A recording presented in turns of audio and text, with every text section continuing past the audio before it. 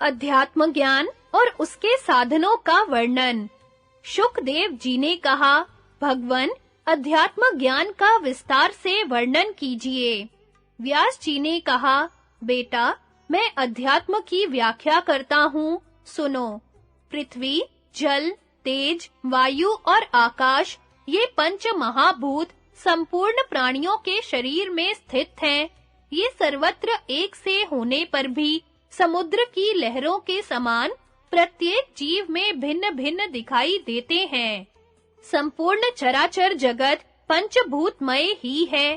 पंचभूतों से ही सबकी उत्पत्ति होती है और उन्हीं में सबका लय बताया गया है। सृष्टिकर्ता ब्रह्मा जी ने समस्त प्राणियों में उनके कर्मानुसार न्यूनाधिक रूप में पंच महाभूतों का सन्निवेश किया है। शुकदेव जी ने पूछा, पिताजी, शरीर के अवयवों में जो न्यूनाधिक रूप में पंच महाभूतों का सन्निवेश हुआ है, उसकी पहचान कैसे हो सकती है? शरीर में इंद्रियां भी हैं और गुण भी।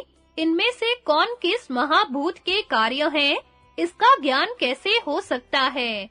व्यास जी ने कहा, बेटा, मैं इस विषय का क्रमशः प्रतिपादन करता हूँ, एकाग्र चित्त होकर सुनो। शब्द, श्रोत्रेंद्रिय और शरीर के संपूर्ण छिद्र आकाश से उत्पन्न हुए हैं। प्राण, चेष्टा और स्पर्श की उत्पत्ति वायु से हुई है। रूप, नेत्र और जठरानल, ये तीनों अग्नि के कार्य हैं। रस, रसना और स्नेह, ये जल के गुण हैं। गंध, नासिका और शरीर भूमि के कार्य हैं। ये इंद्रियों सहित 5 भौतिक विकार बतलाया गया है। गुणों में स्पर्श वायु का, रस जल का, रूप तेज का, शब्द आकाश का और गंध भूमि का कार्य है। जैसे कछुआ अपने अंगों को फैलाकर फिर सिकोड़ लेता है, उसी तरह बुद्धि संपूर्ण इंद्रियों को विषयों की ओर फैलाकर फिर समेट लेती है।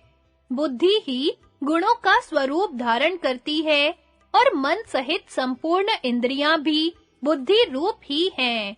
बुद्धि के अभाव में गुण या इंद्रियों का अस्तित्व ही कहाँ है? मनुष्य के शरीर में 5 इंद्रियां हैं। छठा तत्व मन है, 7वां तत्व बुद्धि और 8वां क्षेत्रज्ञ है। आँख देखने का ही काम करती है, मन संदेह करता है और बुद्धि उसका निश्चय करती है, किंतु क्षेत्रज्ञ उन सबका साक्षी कहलाता है। सत्व, रज और तम, ये तीनों गुण मन से उत्पन्न हुए हैं और सब प्राणियों में समान रूप से रहते हैं। उनकी पहचान उनके कार्यों द्वारा होती है। जब हर्ष, प्रेम, आनंद, समता और स्वस्थ चित्त का विकास हो, तो सत्व गुण की वृद्धि समझनी चाहिए। अभिमान, असत्य भाषण, लोभ, मोह और असहनशीलता, ये रजोगुण के चिन्ह हैं। मोह, प्रमाद, निद्रा, आलस्य और अज्ञान को तमोगुण का कार्य जानना चाहिए। शुकदेव, कर्म करने में 3 प्रकार से प्रेरणा मिलती है। पहले तो मन में नाना प्रकार के भाव उठते हैं, फिर बुद्धि निश्चय करती है। तत्पश्चात हृदय उनकी अनुकूलता और प्रतिकूलता का विचार करता है। इसके बाद कर्म में प्रवृत्ति होती है। इंद्रियों की अपेक्षा उनके विषय श्रेष्ठ हैं। विषयों से मन, मन से बुद्धि और बुद्धि से आत्मा श्रेष्ठ है। भिन्न-भिन्न विषयों को ग्रहण करने के लिए ही बुद्धि विकृत होकर नाना रूप धारण करती है। वही जब सुनती है तो श्रोत्र कहलाती है और स्पर्श करते समय स्पर्श इंद्रिय के नाम से पुकारी जाती है। वही देखते समय दृष्टि और रसास्वादन करते समय रसना हो जाती है तथा जब वह गंध को ग्रहण करती है उस समय वह घ्राण इंद्रिय कहलाती है। इस प्रकार बुद्धि के इन विकारों को ही इंद्रिय कहते हैं। मनुष्य जब किसी बात की इच्छा करता है तो उसकी बुद्धि मन के रूप में परिणत हो जाती है। नेत्र आदि इंद्रियां अलग-अलग प्रतीत होने पर भी बुद्धि में ही स्थित हैं। इन सबको अपने अधीन रखना चाहिए। क्योंकि जब मनुष्य अपनी इंद्रियों को अच्छी तरह से वश में कर लेता है, तो जिस प्रकार दीपक के प्रकाश में किसी वस्तु का आकार स्पष्ट दिखाई देता है, उसी प्रकार उसे ज्ञान लोक में आत्मा का साक्षात दर्शन होता है। जैसे अंधकार दूर हो जाने पर सबको प्रकाश दिखलाई देता है, उसी प्रकार अज्ञान का नाश होने पर ज्ञान स्वरूप आत्मा का साक्षात्कार होने लगता है। जैसे जलचर पक्षी जल में विचरता हुआ भी उससे लिप्त नहीं होता, उसी प्रकार मुक्त योगी संसार में रहकर भी उसके गुण दोषों से बचा रहता है। जो अपने पूर्वकृत कर्मों का त्याग करके सदा परमात्मा के चिंतन में लगा रहता है, वह संपूर्ण प्राणियों का आत्मा हो जाता है और विषयों में कभी आसक्त नहीं होता। गुण आत्मा को नहीं जानते, किंतु आत्मा उन्हें सदा जानता रहता है, क्योंकि वह गुणों का दृष्टा है। गुण और आत्मा में यही अंतर है। प्रकृति ही गुणों की सृष्टि करती है, आत्मा तो उदासीन की भांति अलग रहकर देखा करता है। जैसे मकड़ी अपने शरीर से तंतुओं की सृष्टि करती है, उसी प्रकार प्रकृति ही समस्त त्रिगुणात्मक पदार्थों की जननी है। किन्हीं का मत है कि तत्व ज्ञान से जब गुणों का नाश कर दिया जाता है, तो वे फिर नहीं उत्पन्न होते, उनका सर्वथा बाध हो जाता है, क्योंकि उनका कोई चिन्ह नहीं दिखाई पड़ता। इस प्रकार वे भ्रम या अविद्या के निवारण को ही मुक्ति मानते हैं। दूसरों के मत में त्रिविध दुखों की आत्यंतिक निवृत्ति ही मोक्ष है। इन दोनों मतों पर अपनी बुद्धि के अनुसार विचार करके सिद्धांत का निश्चय करे और अपने महत्व स्वरूप में स्थित हो जाए। आत्मा आदि अंत से रहित है, उसे जानकर मनुष्य हर्ष और क्रोध को त्याग दे और सदा मात्सर्य रहित होकर विचरे। हृदय की अविद्यामयी ग्रंथि को, जो बुद्धि के चिंता आदि धर्मों से सुदृढ़ हो रही है, उसे काट कर शोक और संदेह से रहित तथा सुखी हो जाए।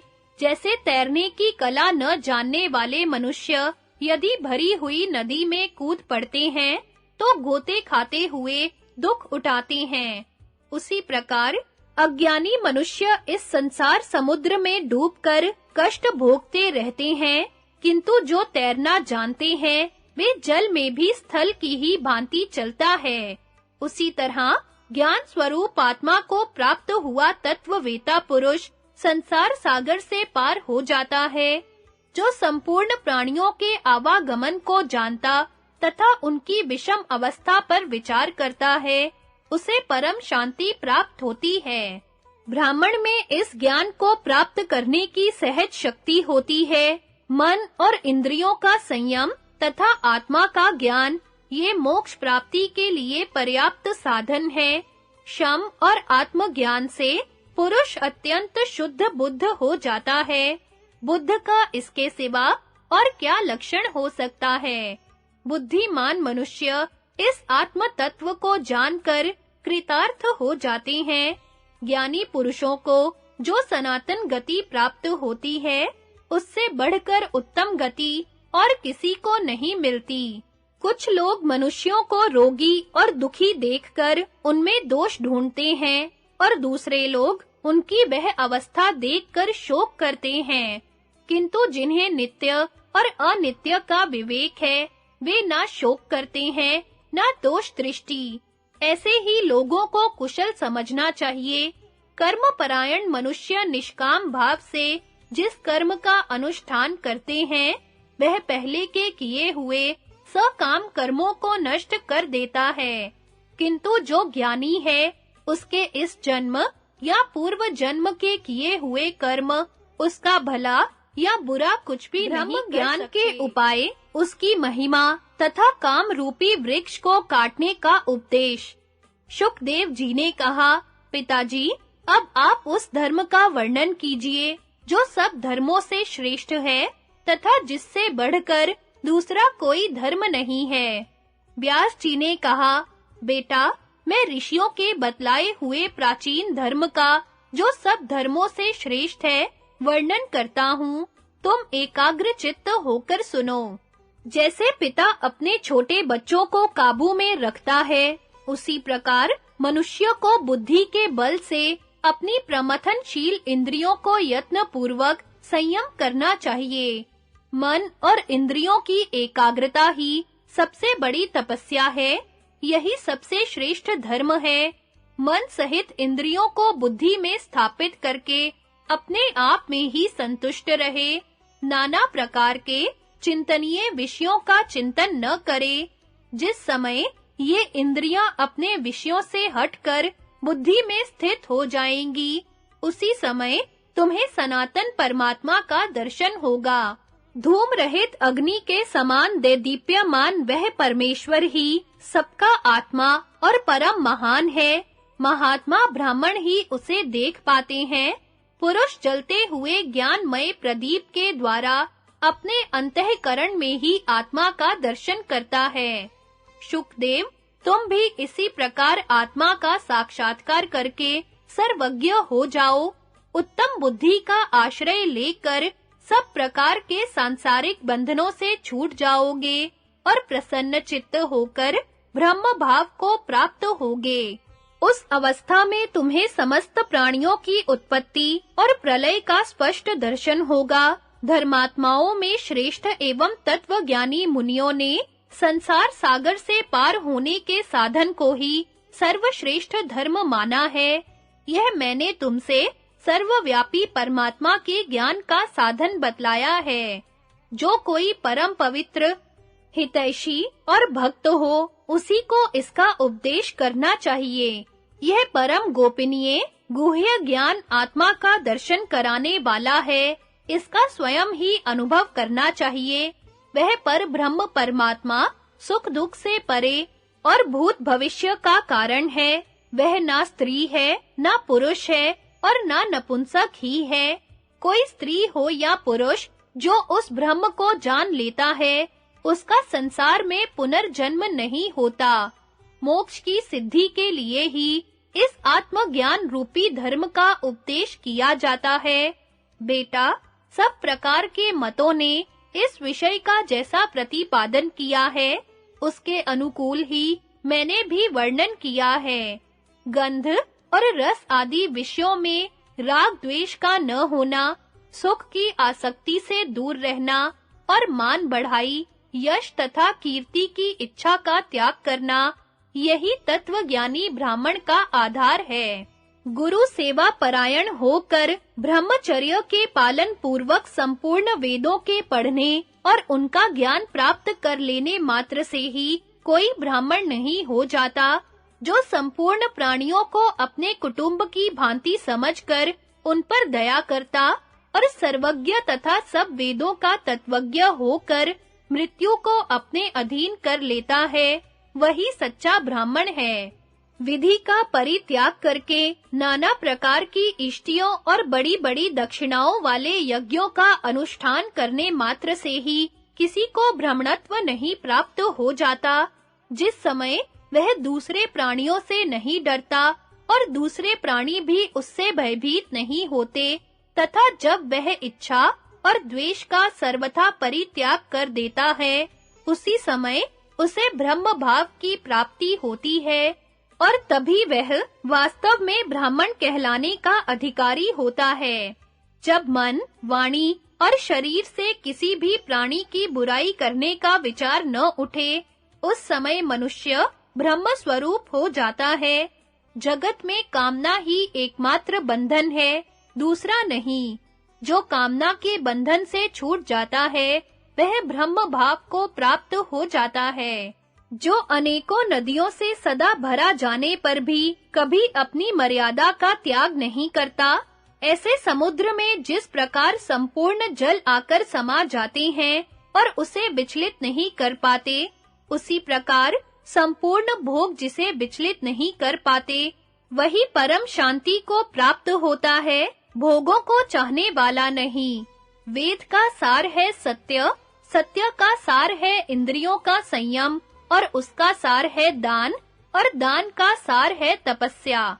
तपस्या का सार त्याग, त्याग का सार है सुख, सुख का सार स्वर्ग तथा स्वर्ग का सार मनोनिग्रह है। मनुष्य को संतोष पूर्वक रहकर शांति के उत्तम उपाय सत्व गुण को अपनाने की इच्छा करनी चाहिए। सत्व गुण मन की तृष्णा, शोक और संकल्प को जलाकर नष्ट करने वाला है।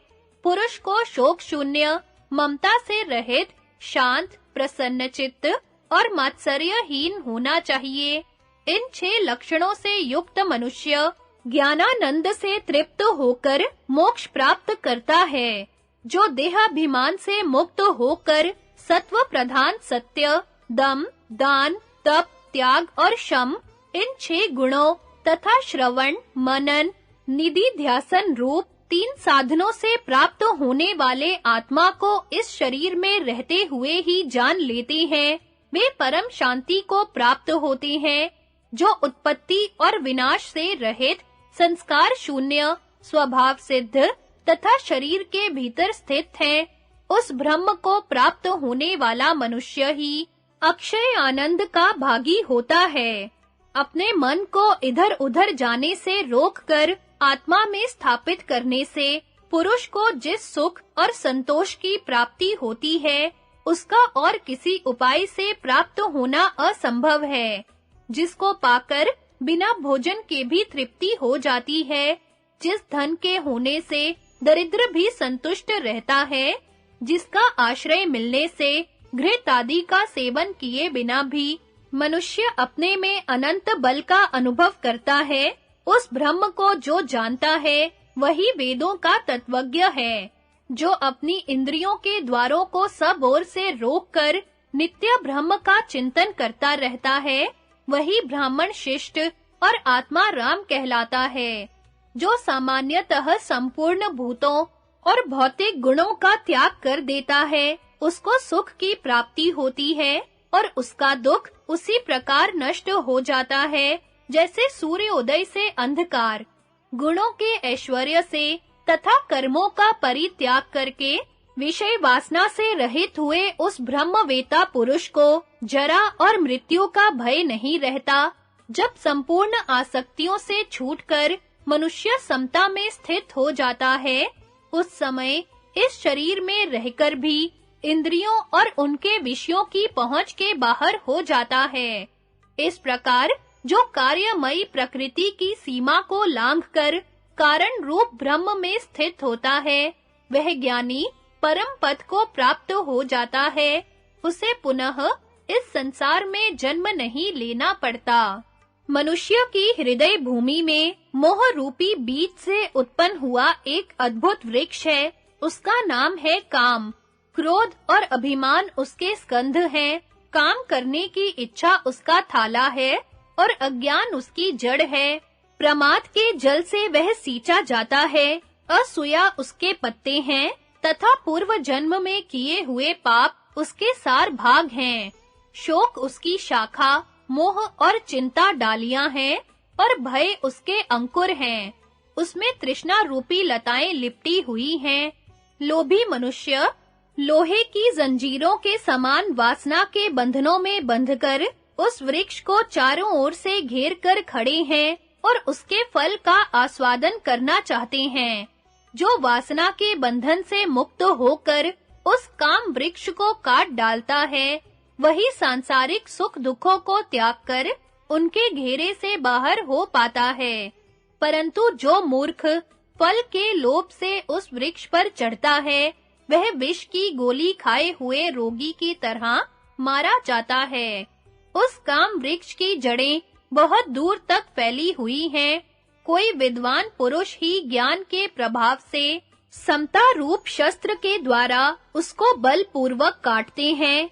इस प्रकार जो कामनाओं को बंधन रूप समझकर उन्हें निवृत्त करने का उपाय जानता है, वह संपूर्ण दुखों से मुक्त हो जाता है। के गुणों का वर्णन तथा धर्म का प्रतिपादन। भीष्म जी कहते हैं, युधिष्ठिर, प्रज्वलित अग्नि के समान तेजस्वी भगवान व्यास जी ने अपने पुत्र शुकदेव को पहले जिस प्रकार भूतों के गुणों का प्रतिपादन किया था, उसे मैं फिर तुम्हें बतला रहा हूँ। सुनो। स्थिरता, भारीपन, कठिनता, बीज को अंकुरित करने की शक्ति, गंध को ग्रहण करने की शक्ति, मोटापन, संघात, आश्रय देना, सहनशीलता और धारण शक्ति, ये सब पृथ्वी के गुण हैं। शीतलता, रस, क्लेद, द्रवत्व, स्नेह, सौम्य भाव, जिह्वा, टपकना, बर्फ आदि के रूप में जम जाना और पार्थिव पदार्थों को पकाना, ये जल के गुण हैं। दुर्धर्ष होना, जलना, तपाना, परिपाक, प्रकाश, शोक, राग, शीघ्र गमन, तीक्ष्णता और लपटों का ऊपर की ओर जाना, ये अग्नि के गुण हैं। स्पर्श, वाग इंद्रिय का स्थान, चलने में स्वतंत्रता, बल, शीघ्रगामिता, शरीर के मल को बाहर निकालना, उत्क्षेपण आदि कर्म, श्वास प्रश्वास आदि की क्रिया, प्राण तथा जन्म और मरण, ये वायु के गुण हैं। शब्द, व्यापकता, छिद्र होना, किसी स्थूल पदार्थ का आश्रय न होना, स्वयं किसी दूसरे आधार पर न रहना, अव्यक्तता, निर्विकारता, अप्रतिघात और भूतत्व, ये आकाश के गुण हैं। पंच महाभूतों के ये 50 गुण बताए गए हैं। धैर्य, तर्क वितर्क में कुशलता, स्मरण, भ्रांति, कल्पना, क्षमा, शुभ संकल्प, अशुभ संकल्प और चंचलता, ये मन के 9 गुण हैं। इष्ट और अनिष्ट वृत्तियों का नाश करना, उत्साह, चित्त को एकाग्र करना, संदेह और निश्चय, ये 5 बुद्धि के गुण हैं। युधिष्ठिर ने पूछा, पितामह, प्राय सब लोगों को धर्म के विषय में संशय बना रहता है, इसलिए पूछता हूँ, धर्म का क्या स्वरूप है? उसकी उत्पत्ति कहाँ से हुई है? इस लोक में सुख पाने के लिए जो कर्म किया जाता है, वह धर्म है, या परलोक में कल्याण होने के लिए जो कुछ किया जाता है, उसे धर्म कहते हैं? अथवा लोक परलोक दोनों को सुधारने के लिए किए जाने वाला कर्म ही धर्म कहलाता है। भीष्म जी ने कहा, युधिष्ठिर, वेद, स्मृति और सदाचार, ये 3 धर्म का ज्ञान कराने वाले हैं। कुछ विद्वान अर्थ को भी धर्म का परिचायक मानते हैं। शास्त्रों में जो धर्मानुकूल कार्य बतलाए गए हैं, परवर्ती मनुष्य उनका अपनी बुद्धि से निश्चय करके पालन करते हैं। लोक व्यवहार का निर्वाह करने के लिए ही धर्म की मर्यादा स्थापित की गई है। धर्म करने से इस लोक और परलोक में भी सुख मिलता है। जो धर्म का आश्रय ग्रहण नहीं करता, वह पाप में प्रवृत्त होकर उसके दुख रूप फल का भागी होता है। सत्य बोलना शुभ कर्म है। सत्य से बढ़कर दूसरा कोई कार्य नहीं है। सत्य ने ही सबको धारण कर रखा है और सत्य में ही सब कुछ प्रतिष्ठित है।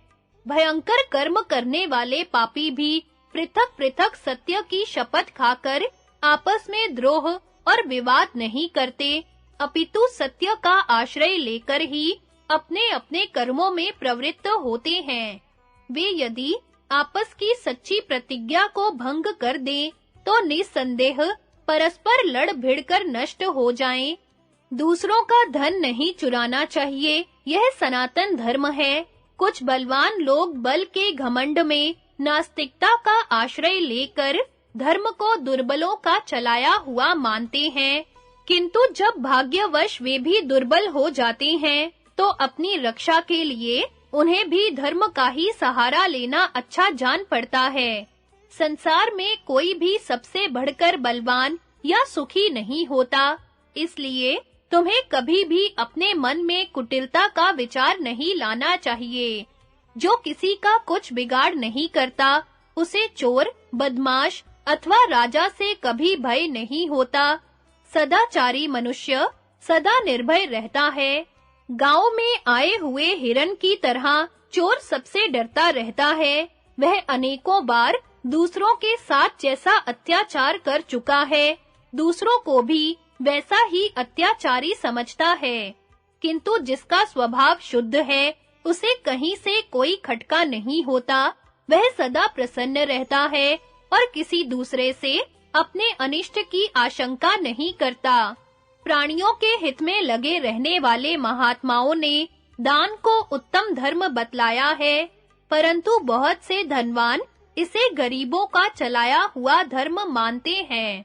लेकिन जिस दिन भाग्य फिर जाता है और धन नष्ट हो जाने से वे धनी भी दीन दर-दर के भिखारी हो जाते हैं, उस समय उनको भी यह दान धर्म उत्तम जान पड़ता है। जगत में कोई भी सबसे बढ़कर धनवान या सुखी नहीं होता, इसलिए धन का अभिमान नहीं करना चाहिए। मनुष्य दूसरों के जिस बर्ताव को अपने लिए ठीक नहीं समझता, दूसरों के साथ भी वैसा बर्ताव न करे, क्योंकि जो अपने लिए अप्रिय है, वह दूसरों के लिए भी अप्रिय हो सकता है। जो स्वयं दूसरे की स्त्री के साथ व्यभिचार करता है, वह और किसी को वही कर्म करता देख उसके विरुद्ध क्या कह सकता है? उसे दूसरे को दुराचारी कहने का कोई अधिकार नहीं है, किंतु वह मनुष्य भी यदि अपनी स्त्री के साथ दूसरे पुरुष को आसक्त पा जाए, तो उसे बर्दाश्त नहीं कर सकता, ऐसा मेरा विश्वास है। जो स्वयं जीवित रहना चाहता हो, उसे दूसरे के प्राण लेने का क्या अधिकार है? मनुष्य अपने लिए जो सुख सुविधा चाहता है, वही दूसरे को भी मिले, ऐसा विचार कर अपने उपयोग से जितना धन बच जाए, उसे गरीबों को बांट देना चाहिए। इसीलिए विधाता ने धन की वृद्धि के लिए कुसीत वृत्ति का प्रचार किया है। जिस सन्मार्ग पर चलने से देवताओं के दर्शन होते हैं, उसी पर सदा चलना चाहिए। यदि धन की आय अधिक हो, तो यज्ञ दान आदि शुभ कर्मों में लगे रहना अच्छा है। सबको सुख पहुंचाने से जो कुछ प्राप्त होता है, उसे धर्म माना गया है। इसी तरह दूसरों को दुख देना अधर्म है। युधिष्ठिर, यह मैंने संक्षेप से धर्म और अधर्म का लक्षण बताया है। विधाता ने पूर्व काल में सत्पुरुषों के जिस उत्तम आचरण का विधान किया है, वह विश्व के कल्याण की भावना से युक्त है और उससे धर्म के सूक्ष्म स्वरूप का ज्ञान होता है। धर्म विषयक प्रश्न और भीष्म जी का उसके उत्तर में जाजली तथा तुलाधार वैश्य का संवाद सुनाना। युधिष्ठिर ने कहा, दादाजी, आपने जिस वेद प्रतिपादित सूक्ष्म धर्म का वर्णन किया है, उसका मुझे भी कुछ-कुछ ज्ञान है और मैं उसे अनुमान से भी कह सकता हूँ, किंतु अभी मुझे कुछ पूछना बाकी रह गया है, उसका भी समाधान कीजिए। आपके कथनानुसार सत्पुरुषों का आचरण धर्म है और जो धर्माचरण करते हैं, वे ही सत्पुरुष हैं। ऐसी दशा में अन्य दोष पड़ने के कारण लक्ष्य और लक्षण का ठीक-ठीक विवेक नहीं हो पाता, फिर सदाचार धर्म का लक्षण कैसे हो सकता है? शास्त्र वेताओं ने धर्म में वेद को ही प्रमाण बताया है, किंतु हमने सुना है कि युग-युग में वेदों का हास होता है, अर्थात धर्म के संबंध में जो वेदों का निश्चय है, वह प्रत्येक युग में बदलता रहता है। सत्य युग के धर्म कुछ और हैं और त्रेता, द्वापर तथा कलियुग के कुछ और। मनुष्य की शक्ति के अनुसार युग धर्मों की व्यवस्था की गई है। जब इस प्रकार वैदिक धर्मों का समय-समय पर परिवर्तन होता रहता है, तो वेद के वचन को सत्य कहना लोक रंजन के सिवा और क्या है? वेदों से ही स्मृतियां निकली हैं और उनका सर्वत्र प्रचार है। यदि संपूर्ण वेद प्रामाणिक हो, तभी स्मृतियां भी प्रामाणिक हो सकती हैं। किंतु जब अपनी ही अंगभूत स्मृतियों के साथ वेद का विरोध हो, तो उसे प्रमाणभूत शास्त्र कैसे माना जा सकता है? धर्म का स्वरूप हम जाने या न जाने, दूसरों के बताने पर भी उसे समझ सके या नहीं, किंतु इतना स्पष्ट रूप से कहा जा सकता है कि धर्म छुरे की धार से भी सूक्ष्म और पर्वत से भी अधिक भारी है। गौओं के पानी पीने के लिए बने हुए पौंसलों का तथा खेत की क्यारियों में जल पहुंचाने के लिए बनी हुई नालियों का जल जैसे शीघ्र ही सूख जाता है, उसी प्रकार वैदिक और समार्थ सनातन धर्म धीरे-धीरे क्षीण होकर कली के अंत में बिल्कुल दिखाई नहीं देता, क्योंकि उस समय बहुत से दुष्ट भी कामना से दूसरों के कहने से तथा अन्य कारणों से भी व्यर्थ ढोंग किया करते हैं और मूर्ख लोग इसी को धर्म मानते हैं। यही नहीं, वे साधु पुरुषों के सच्चे धर्म को भी प्रलाप बताते हैं और उसका आचरण करने वाले सत्पुरुषों को पागल कहकर उनकी हंसी उड़ाया करते हैं। भीष्म जी ने कहा, युधिष्ठिर, इस विषय में तुलाधार वैश्य का जाजली ऋषि के साथ जो धर्म विषयक संवाद हुआ था, उसी प्राचीन इतिहास का उदाहरण दिया जाता है। जाजली नाम के एक ब्राह्मण थे जो सदा वन में रहा करते थे। उन्हें अपने तपोबल से संपूर्ण लोकों को देखने की शक्ति प्राप्त हो गई थी। युधिष्ठिर ने पूछा, पितामह, जाजली ने पूर्व काल में कौन सा दुष्कर तप किया था जिससे उन्हें उत्तम सिद्धि प्राप्त हुई थी? भीष्म जी ने कहा, बेटा, जाजली मुनि बड़ी कठोर तपस्या में प्रवृत्त हुए थे। वे प्रतिदिन प्रातः काल और संध्या के समय स्नान करके अग्निहोत्र करते तथा वानप्रस्थ के नियमों का पालन करते हुए सदा स्वाध्याय में लगे रहते थे। वन में रहकर तप करते हुए वे वर्षा के दिनों में खुले आकाश के नीचे सोते और हेमंत ऋतु में पानी के भीतर बैठा करते थे। इसी तरह गर्मी के महीनों में कड़ी धूप और लू का कष्ट सहते थे। जिस पर सोने में दूसरे को महान कष्ट हो सकता है, ऐसे बिछौनों के ऊपर जमीन पर ही सोया करते थे। जब आकाश से बारिश होती, उस समय अपने मस्तक पर जल की धारा का आघात सहते थे। इससे उनके सिर के बाल बराबर भीगे रहने के कारण उलझकर जटा के रूप में परिणत हो गए थे। एक बार वे तपस्वी मुनि निराहार रहकर केवल वायु भक्षण करते हुए काष्ठ की भांति अविचल भाव से खड़े हो घोर तपस्या में प्रवृत्त हुए। उस समय उन्हें कोई ठूंठ समझकर एक चिड़िया के जोड़े ने उनकी जटाओं में अपने रहने का घोंसला बना लिया। महर्षि बड़े दयालु थे, इसलिए उन्होंने चिड़ियों को तिनकों से घोंसला बनाते देखकर भी उन्हें हटाया नहीं। जब जरा भी वे हिले डुले नहीं, तब दोनों पक्षी विश्वास जम जाने के कारण बड़े सुख से वहां रहने लगे। धीरे-धीरे वर्षा के 4 महीने बीत गए और शरद ऋतु का आगमन हुआ। उस समय काम से मोहित होकर उन गौरैयों ने परस्पर समागम किया और समय आने पर महर्षि के मस्तक पर ही अंडे दिए। इस बात को जानकर भी वे तेजस्वी मुनि हिले डुले बिना ही अपने स्थान पर खड़े रहे, क्योंकि उनका मन सदा धर्म में ही लगा रहता था। गौरैयों का जोड़ा भी प्रतिदिन चारा चुगने के लिए इधर-उधर जाता और फिर लौटकर बेखटके वहां रहता था। मुनि के मस्तक पर निवास पाकर वे दोनों बड़े प्रसन्न थे। कुछ दिनों में जब अंडे परिपुष्ट हुए, तो उन्हें फोड़कर बच्चे बाहर निकले। फिर भी वे वहीं रहकर बढ़ने लगे। इतने पर भी मुनि अटल भाव से खड़े ही रहे। थोड़े दिनों बाद बच्चों के पर निकल आए। यह जानकर जाजली मुनि को बड़ा हर्ष हुआ। अब वे बच्चे इधर-उधर उड़ने भी लगे। दिन में चुगने के लिए चले जाते और शाम को पुनः उसी घोंसले में लौट आते थे। यह देखकर भी मुनि कभी हिलते डुलते नहीं थे। अब माँ-बाप ने उन बच्चों की देख-रेख छोड़ दी। वे अकेले ही बाहर आने जाने लगे। दिन को जाते और शाम को पुनः बसेरा लेने के लिए वहीं चले आते थे। कभी-कभी ऐसा होता कि वे चिड़िए 5-5 दिनों तक बाहर रहकर छठे दिन अपने घोंसले में आते, किंतु उस समय भी मुनि उन्हें स्थिर भाव से खड़े ही दिखाई देते थे।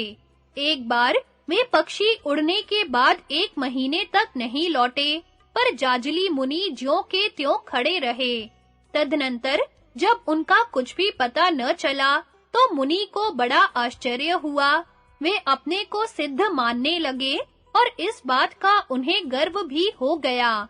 फिर नदी के तट पर जाकर उन्होंने स्नान किया और अग्नि में होम करने के पश्चात सूर्य के उदय होने पर उनका उपस्थान किया। अपने मस्तक पर चिड़ियों के पैदा होने और बढ़ने आदि की बातें याद करके वे अपने को महान धर्मात्मा समझने लगे और आकाश की ओर देखकर बोल उठे, मैंने धर्म को प्राप्त कर लिया। इतने में आकाशवाणी हुई, जाजली, तुम धर्म में तुलाधार की बराबरी नहीं कर सकते।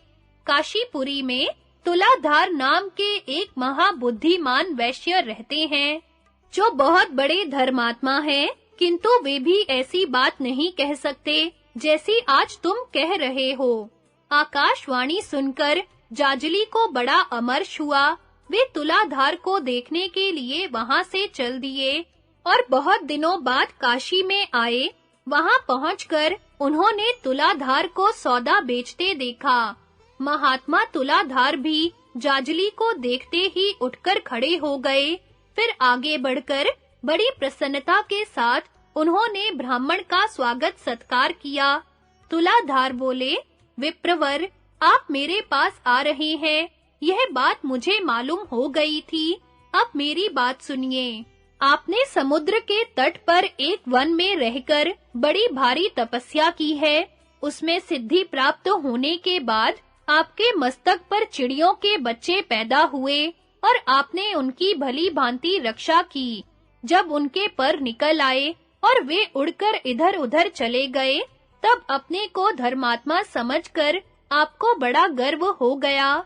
उसी समय मेरे विषय में आकाशवाणी हुई और उसे सुनकर आप अमर्ष में भरे हुए मेरे पास आए हैं। विप्रवर, आज्ञा दीजिए, मैं आपका कौन सा प्रिय कार्य पूरा करूं?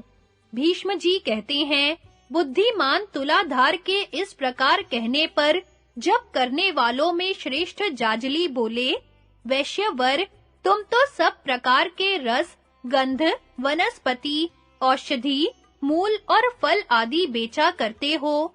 तुम्हें ऐसा ज्ञान और धर्म में निष्ठा रखने वाली बुद्धि कैसे प्राप्त हुई? ने कहा, मुनिवर, मैं परम प्राचीन और सबका हित करने वाले सनातन धर्म को उसके गूढ़ रहस्यों सहित जानता हूँ।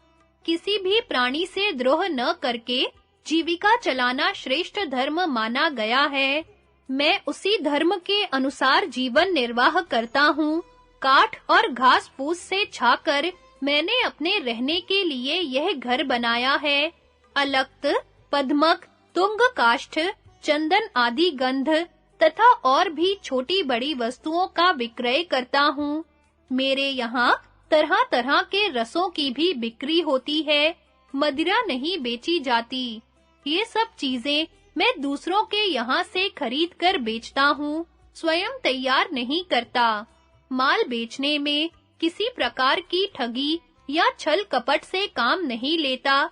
जो सब जीवों का सुहृद होता और मन, वाणी तथा कर्म से सबके हित में लगा रहता है, वही वास्तव में धर्म को जानता है। मैं न किसी से मेल जोल बढ़ाता हूँ, न विरोध करता हूँ। मेरा न कहीं राग है, न द्वेष। संपूर्ण प्राणियों के प्रति मेरे मन में एक सा भाव है। यही मेरा व्रत है। मेरी तराजू सबके लिए बराबर तौलती है। मैं दूसरों के कार्यों की निंदा या स्तुति नहीं करता। मिट्टी के ढेले, पत्थर और सोने में भेद नहीं मानता। जैसे वृद्ध, रोगी और दुर्बल मनुष्य विषय भोगों की स्पृहा नहीं रखते, उसी प्रकार मेरे मन में भी उन्हें प्राप्त करने की इच्छा नहीं होती। जिस समय पुरुष को दूसरों से भय नहीं होता, दूसरे भी उससे भय नहीं मानते। जब वह किसी से द्वेष या किसी वस्तु की इच्छा नहीं करता तथा किसी भी प्राणी के प्रति उसके मन में बुरे विचार नहीं उठते, उस समय वह ब्रह्म को प्राप्त होता है। जैसे मौत के मुख में पड़ने से सबको भय होता है, उसी प्रकार जिसके नाम से सब लोग थरथर कांपते हैं तथा जो कटु वचन बोलने वाला और दंड देने में कठोर है, ऐसे पुरुष को महान भय का सामना करना पड़ता है। जो वृद्ध हैं, पुत्र और पौत्रों से युक्त हैं, शास्त्र के अनुसार आचरण करते हैं, और किसी भी जीव की हिंसा नहीं करते, उन महात्माओं के बर्ताव के अनुसार मैं भी चलता हूँ। बुद्धिमान मनुष्य सदाचार का पालन करने से शीघ्र ही धर्म के रहस्य को जान लेता है। नदी की धारा में बहते हुए तिनके और काष्ठ आदि का कभी-कभी दूसरे तिनकों और काष्ठों से संयोग हो जाया करता है। यह संयोग देव इच्छा से ही होता है, जानबूझकर नहीं किया जाता। इसी प्रकार संसार के प्राणियों का भी परस्पर संयोग वियोग होता रहता है, जिससे जगत का कोई भी प्राणी कभी किसी प्रकार किंचित भी भय नहीं मानता। उस पुरुष को संपूर्ण भूतों से अभय प्राप्त होता है।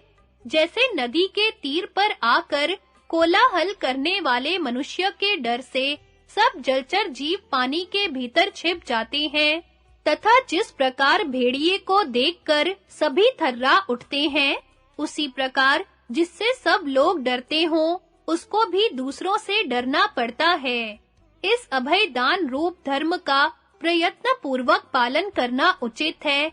जो इसको आचरण में लाता है, वह सहायवान, द्रव्यमान, सौभाग्यशाली तथा परलोक में कल्याण का भागी होता है। अतः जो अभय दान देने में समर्थ होते हैं, उन्हें ही विद्वान पुरुष श्रेष्ठ बतलाते हैं।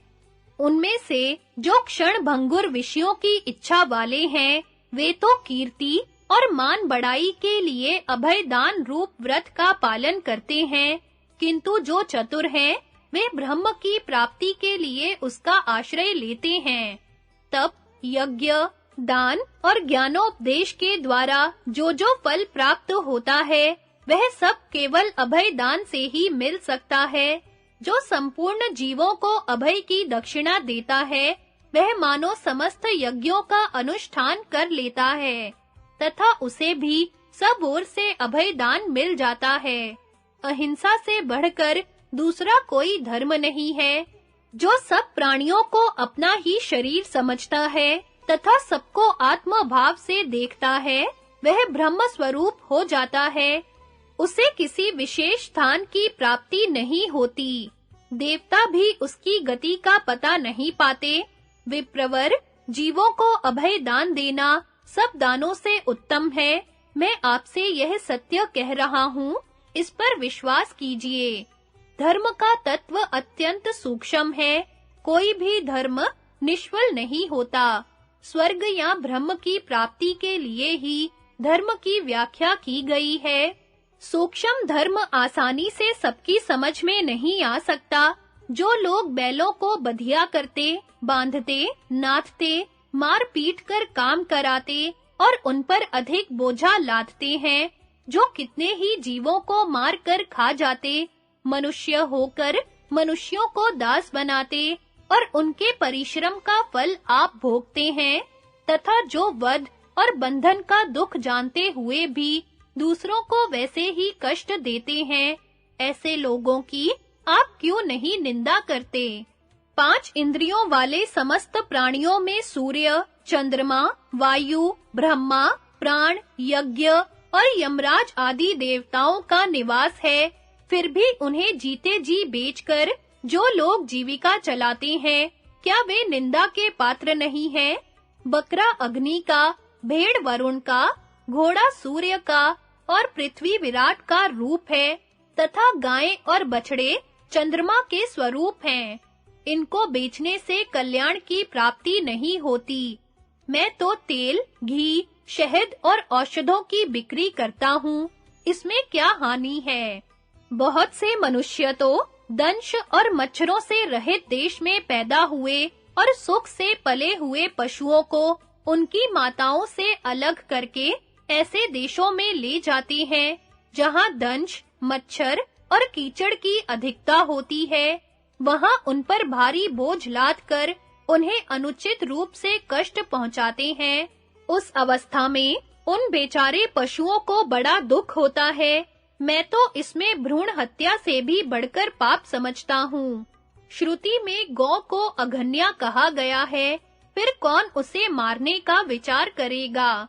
जो पुरुष गायें और बैलों को मारता है, वह महान पाप करता है। इस तरह के अमंगलकारी और भयंकर आचार इस जगत में बहुत से प्रचलित हैं। अमुक बात प्राचीन काल से चली आ रही है, यही सोचकर आप उसकी बुराइयों पर ध्यान नहीं देते। परिणाम पर विचार करके ही किसी भी धर्म को स्वीकार करना चाहिए।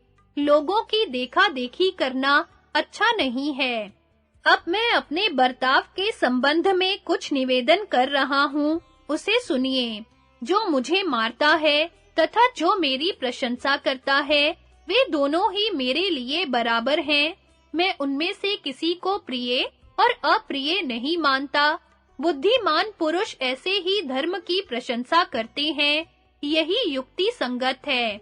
यति भी इसी का सेवन करते हैं तथा धर्मात्मा मनुष्य अच्छी तरह विचार कर सदा इसी धर्म का अनुष्ठान किया करते हैं।